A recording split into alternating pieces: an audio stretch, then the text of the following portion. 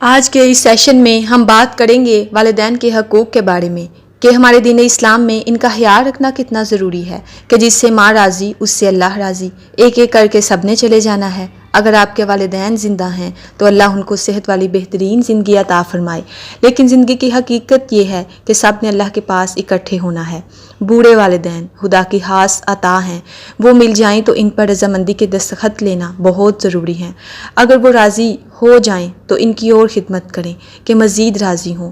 اسی طرح حضرت محمد صلی اللہ علیہ وسلم سے کسی نے پوچھا کہ آپ اللہ کے نبی ہو کر، محبوب ہو کر اتنا روتے کیوں ہیں، اتنی عبادت کرتے ہیں؟ تو آپ صلی اللہ علیہ وسلم نے فرمایا کہ کیا میں اللہ کا شکر گزار بندہ نہ بنوں، یعنی جو اس نے مجھ پر اتنے احسان کیے، نعمتیں دیں، ان کا شکر ادا نہ کروں؟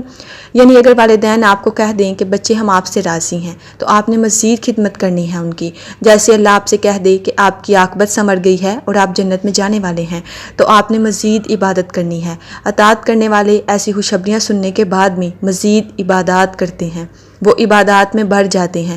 عشرہ مبشرہ کی مثالیں آپ کے سامنے ہیں۔ جس نے دیکھنے والے رب کو، یعنی جو آپ کو ظاہر پال رہا ہے، آپ کا خیال رکھ رہا ہے، آپ کو محبت کر رہا ہے، اس کو نہیں مانا تو وہ بغیر دیکھے رب کو کیا مانے گا؟ تو والدین کی خدمت بہت ضروری ہے۔ کہیں ایسا نہ ہو کہ ہم ترقی کے نام پہ، کامیابی کے نام پہ اتنا آگے نکل جائیں اور والدین کو پوچھیں ہی نہ۔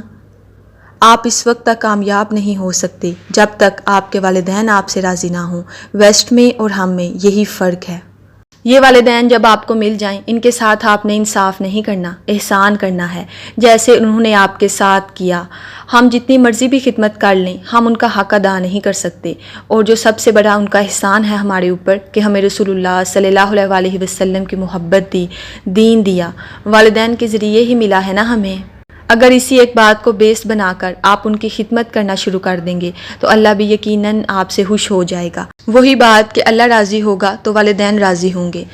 حضرت باصف علی واصف کا واقعہ ہے کہ دو لوگوں کی لڑائی ہو گئی۔ حضرت باصف علی واصف نے ان دو لوگوں کو بٹھایا اور دونوں کی صلح کروا کر کہا کہ جس کا نقصان کیا ہے اس سے معافی مانگو۔ تو جس نے معافی مانگی وہ حضرت باصف علی واصف کو چھوڑے ہی نہ، روئے جائے۔ حضرت باصف علی واصف نے کہا کہ میں نے تو تمہارا مسئلہ حل کرا دیا، تمہاری صلح کرا دی، تو تم رو کیوں رہے ہو؟ اس نے کیا جواب دیا؟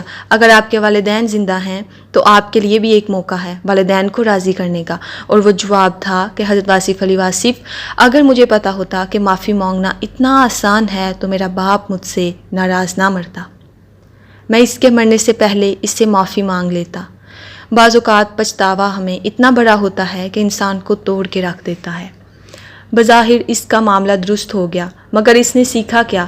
بظاہر معافی مانگنا اتنا مشکل نہیں، بلکہ معافی مانگنے والا تو بڑا دلیر ہوتا ہے، اور جو معاف کر دے اس سے بڑا دلیر اور کوئی نہیں۔ معاف کرنا بھی ایک ہنر ہے۔ یہ بات ضرور سمجھیں کہ اگر ہم اپنے والدین کی فرما برداری نہیں کرتے تو ہمارے والدین کے ساتھ جو نافرمانی ہے اس کا بدلہ ہمیں ہماری اولاد دے گی، اور یہ بڑی پکی اور آزمودہ بات ہے۔ مثالیں بڑی پڑی ہیں ایسے واقعات سے۔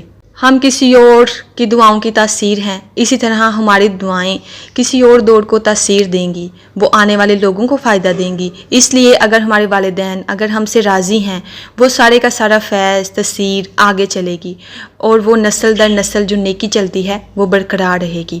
ہمارے پاس توبہ کا دروازہ کھلا ہے۔ والدین سخت بھی ہوتے ہیں، ڈانٹ بھی دیتے ہیں، ہر بات سے آپ کی ایگری بھی نہیں کرتے، لیکن ان کے پاس جو ٹائٹل ہے نا والدین کا، وہ اللہ کا دیا ہوا ہے، وہ آپ کا نصیب ہے، وہ آپ بدل نہیں سکتے۔ تو اللہ کے حوالے سے ہی ان کے ساتھ اپنا تعلق سٹرونگ کریں۔ بڑے خوش نصیب ہیں جن کے پاس ابھی والدین ہیں جن کی وہ خدمت کر سکتے ہیں، اس سے فائدہ اٹھیں اور ابھی سے ہی اپنی دنیا اور آخرت کو سنبھال لیں۔ چینل کو سبسکرائب کرنا نہ بھولیں اور دعاؤں میں یاد رکھیے گا۔